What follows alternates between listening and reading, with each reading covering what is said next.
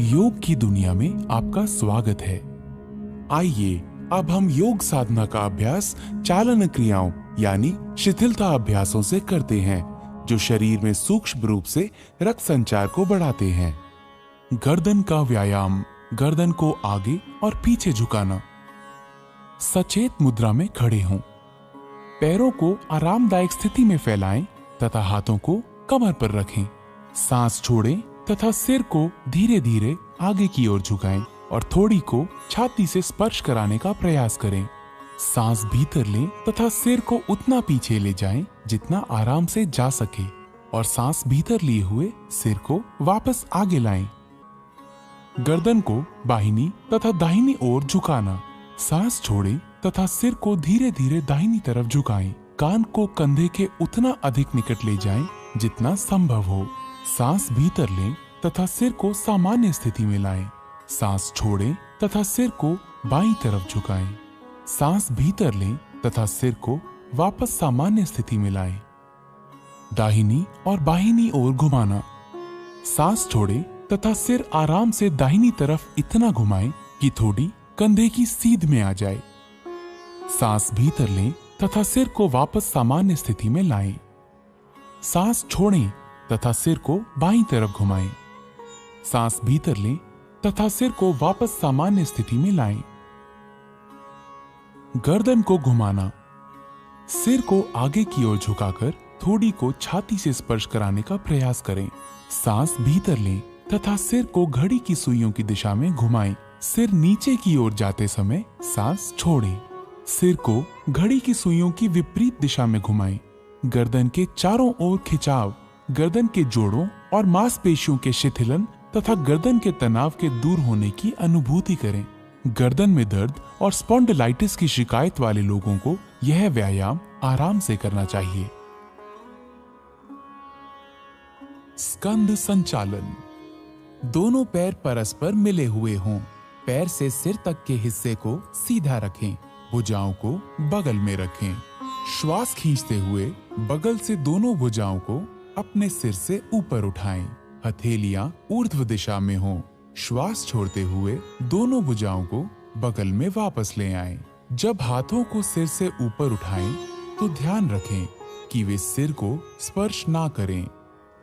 इसी तरह जब हाथों को नीचे लेकर आएं तो इस बात का ध्यान रखें कि जांघों को वे स्पर्श ना करें। उंगलियों को मिलाते हुए दोनों हथेलियों को पूरी तरह खोलें। स्कंद चक्र। सीधा खड़े हो जाएं। बाएं हाथ की उंगलियों को बाएं कंधे पर रखें और उसी तरह दाएं हाथ की उंगलियों को दाएं कंधे पर। दोनों कोहनियों को पूरी तरह चक्राकार घुमाएं। आगे की ओर कोहनियों को घुमाते हुए वक्षस्थल के सामने स्पर्श कराने की कोशिश करें और जब कोहनियों को घुमाएं तो उन्हें कानों के समीप ले जाने की कोशिश करें। इसी तरह विपरीत दिशा में भुजाओं को खींचते हुए घुमाएं और कोशिश करें कि इस दौरान भुजाएं शरीर को स्पर्श करें। घुटनों को चलाना। सांस भीतर लें। अपनी भुजाओं को कंधों तक उठाएं। सांस छोड़ें, घुटने मोड़ें तथा अपने शरीर को शून्य की मुद्रा में नीचे लाएं।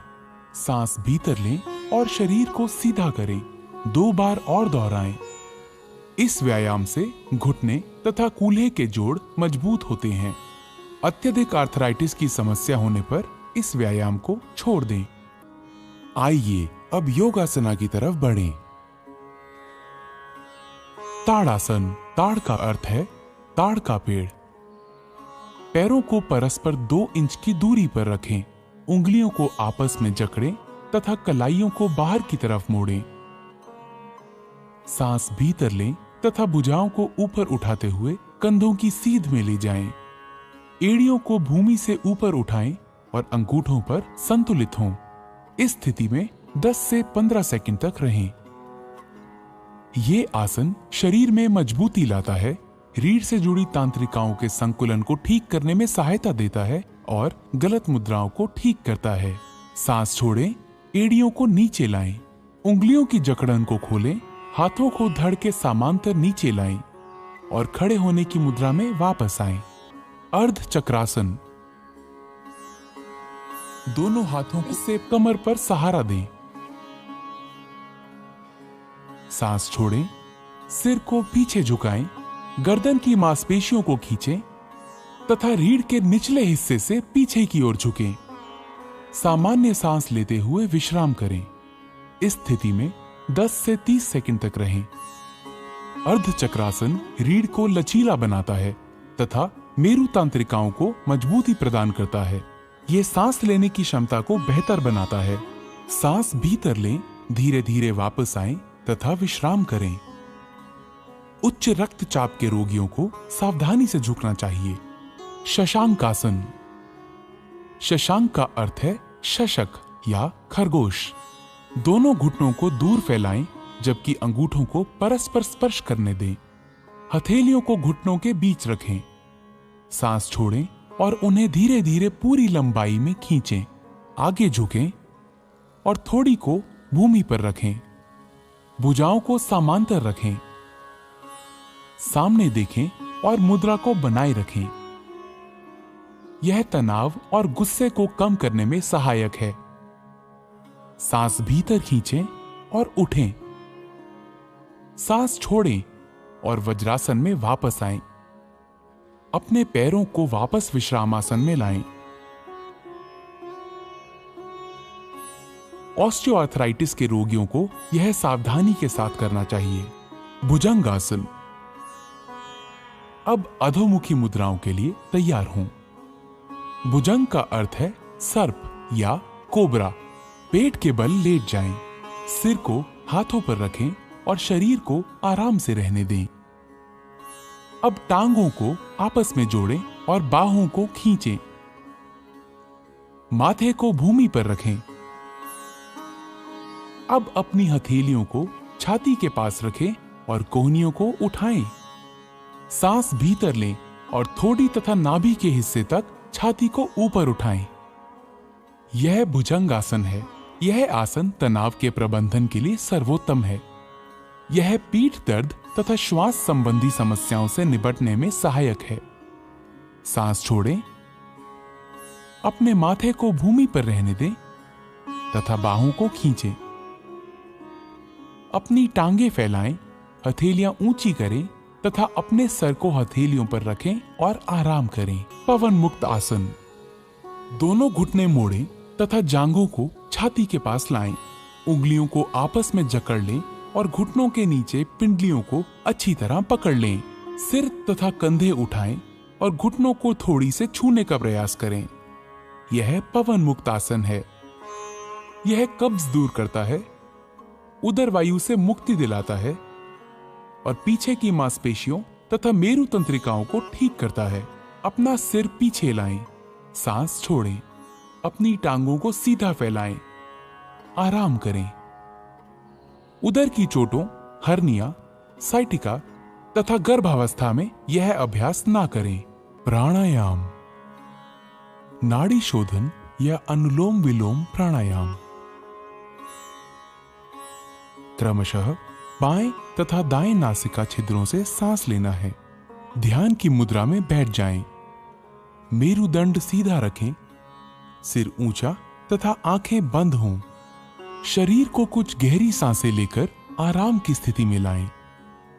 बाईं हथेली को बाएं घुटने पर ज्ञान मुद्रा में रखें। दायां हाथ नासाग्र मुद्रा में होना चाहिए। दाएं अंगूठे को दाहिने नासिका छिद्र पर रखें। बाएं नासिका छिद्र से श्वास अंदर लें, फिर इसे बंद कर लें। दाहिने नासिका छिद्र से श्वास बाहर निकालें। अगली बार दाहिने नासिका छिद्र से सांस भीतर लें। दाहिना नासिका छिद्र बंद करें और बाएं नासिका छिद्र से श्वास बाहर निकालें। यह नाड़ी शोधन या अनुलोम विलोम प्राणायाम का एक चक्र है। 5 चक्र और पूरे करें। ध्यान। आइए अब ध्यान के लिए तैयार हों। ध्यान एक निरंतर चिंतन की प्रक्रिया है।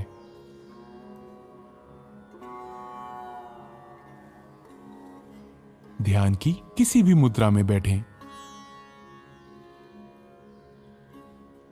अपने मेरुदंड को आरामदायक स्थिति में सीधा रखें। ज्ञान मुद्रा ग्रहण करें। अपनी हथेलियों को जांघों पर ऊपर की तरफ को रखें। भुजाएं और कंधे ढीले और आराम की स्थिति में होने चाहिए। अपनी आंखें बंद कर लें और चेहरे को हल्का सा ऊपर उठाकर बैठ जाएं। आपको एकाग्र होने की आवश्यकता नहीं है, वरन केवल अपनी दोनों भौहों के बीच हल्का ध्यान दें और अपनी सांसों के प्रति जागरूक हों। ध्यान मस्तिष्क को शांत और आनंदमय रखता है। ये एकाग्रता स्मृति, विचारों की स्पष्टता तथा इच्छा शक्ति को बढ़ाता है। ये पूरे शरीर और मस्तिष्क को सही तरह से आराम देकर उसे पुनः चैतन्य कर देता है। ये सकारात्मक भाव जगाने में सहायक है।